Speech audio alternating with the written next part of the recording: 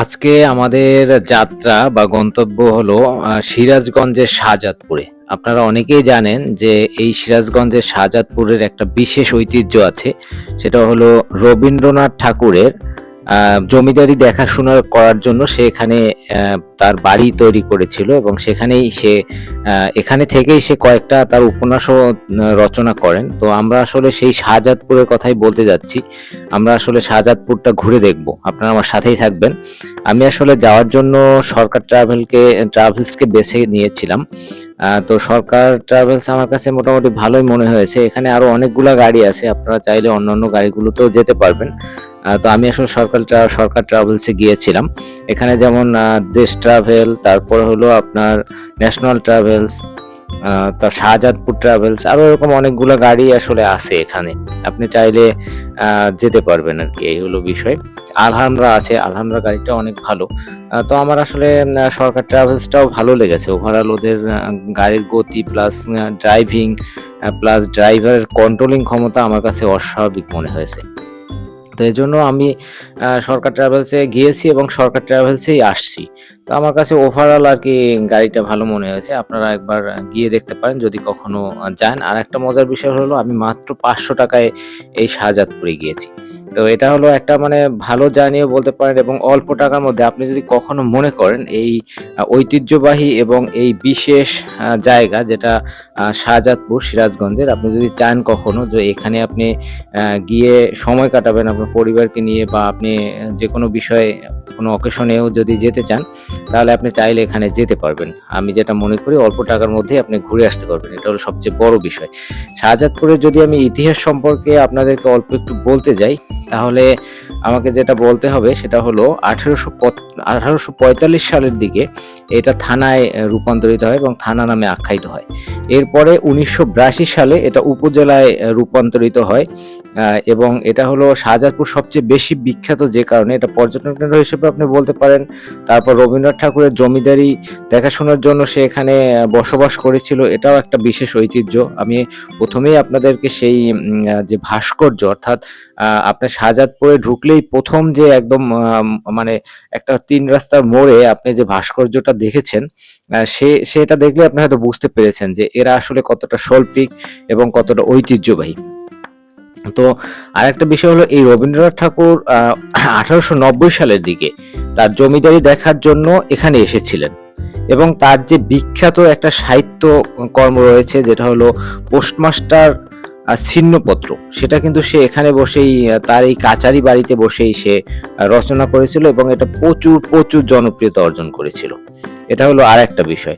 তো আপনারা যদি কখনো মনে করেন যে আপনারা এখানে কখনো ঘুরতে যাবেন বা এখানে সময় কাটাতে যাবেন, তাহলে আপনি চাইলেই এখানে যেতে পারবেন। আর আপনাকে আরো কিছু ঐতিহ্যবাহী জিনিস আপনি এখানে দেখতে পাবেন। সেটা হলো আপনাকে যমুনা নদীর উপর থেকে আপনি যাবেন। এই যে যমুনা নদী এবং যমুনা যে ব্রিজটা, সেটাও একটা কিন্তু আপনার জন্য একটা ঐতিহ্য বা আপনার একটা স্মরণীয় একটা বিষয় হয়ে থাকবে। বা অনেকে আমরা গিয়েছি, আবার অনেকেই যায়নি। আমরা অনেক পরিবারের লোক সবাইকে নিয়ে আসলে আমাদের ওরকম যাওয়ার সুযোগ হয় না। তারপরেও আমরা অনেক সময় আমরা আমাদের নিজেদের প্রয়োজনে অনেক সময় যাওয়া হয়। তো আপনি যদি কখনো মনে করেন, কারণ এটা কিন্তু অল্প টাকার মধ্যে আপনি ঘুরে আসতে পারবেন, সেটা হলো সবচেয়ে বড় বিষয়। অল্প টাকার মধ্যেই আপনি কিন্তু এখান থেকে ঘুরে আসতে পারবেন। আর আমার চ্যানেলে যদি আপনারা নতুন হয়ে থাকেন, অবশ্যই আমার চ্যানেলটা সাবস্ক্রাইব করবেন এবং আমার সাথে থাকবেন। আমি চেষ্টা করব সবসময়ের জন্য আপনাদেরকে ভালো ভিডিও এবং বিশেষ বিশেষ ভিডিওগুলো উপস্থাপন করার এবং নিয়ে আসার। টোটাল বাংলাদেশটাই আমার দেখানোর ইচ্ছে আছে আপনাদের ঘুরে ঘুরে। তো আমরা আসলে আজকে আসলে ঢাকা থেকে আমি শাহজাদপুরে গিয়েছিলাম। আমার একটু কাজও ছিল।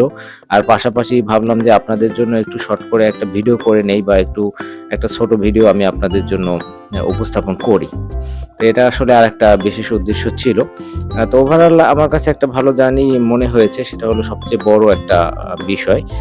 আরো কিছু বিষয় আমি আপনাদেরকে দেখানোর চেষ্টা করব। আমি আসলে শাহজাদপুর পুরো শহরটা ঘুরে দেখাবো আপনাদেরকে। আপনারা আমার সঙ্গেই থাকবেন। আশা করি আপনারা সবাই আমার সাথে থাকবেন। এরপরে আমাদের গাড়ি চলতেছে। চলতে থাকার পথে আপনার মাঝপথে আমাদের গাড়ি আসলে একটা ব্রেক দিবে। তো আমরা জানি প্রতিটা জার্নিতেই মাঝপথে বা যেকোনো একটা স্টপেজে গাড়ি কিন্তু একটা ব্রেক দেয়।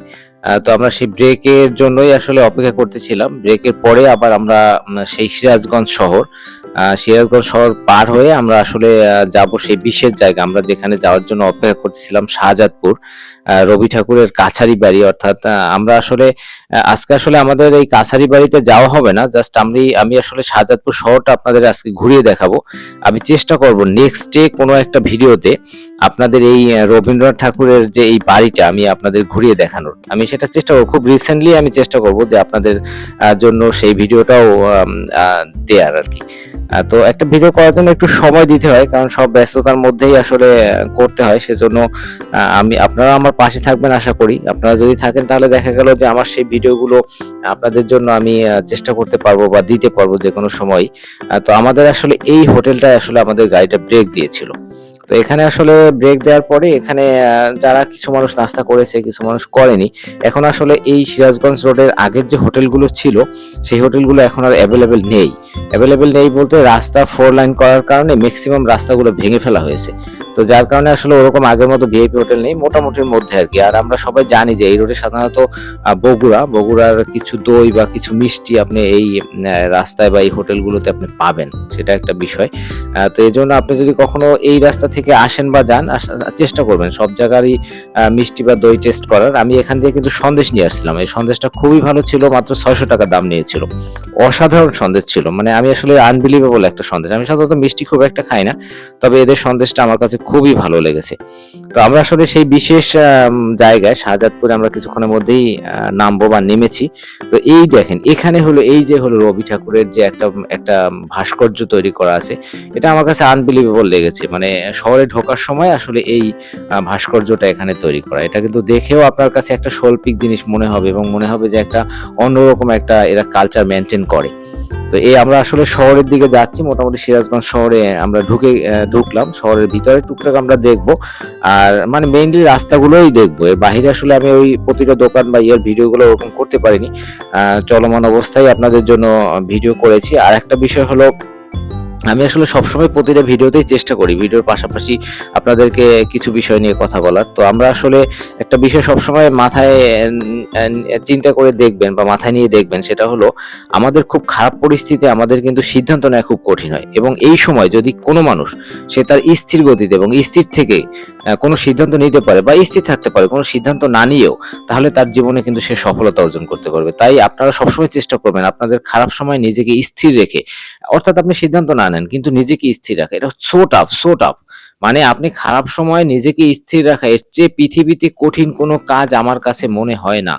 যদি আপনারা এটা কখনো করতে পারেন তাহলেই আপনার জীবনে দেখবেন অটো সফলতা চলে আসবে। তো আমার সাথে এতক্ষণ থাকার জন্য আপনাদেরকে অনেক অনেক ধন্যবাদ।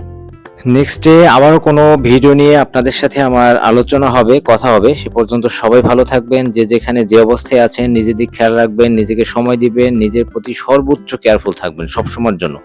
সবাইকে অনেক অনেক ধন্যবাদ আমার সাথে থাকার জন্য। ধন্যবাদ সবাইকে।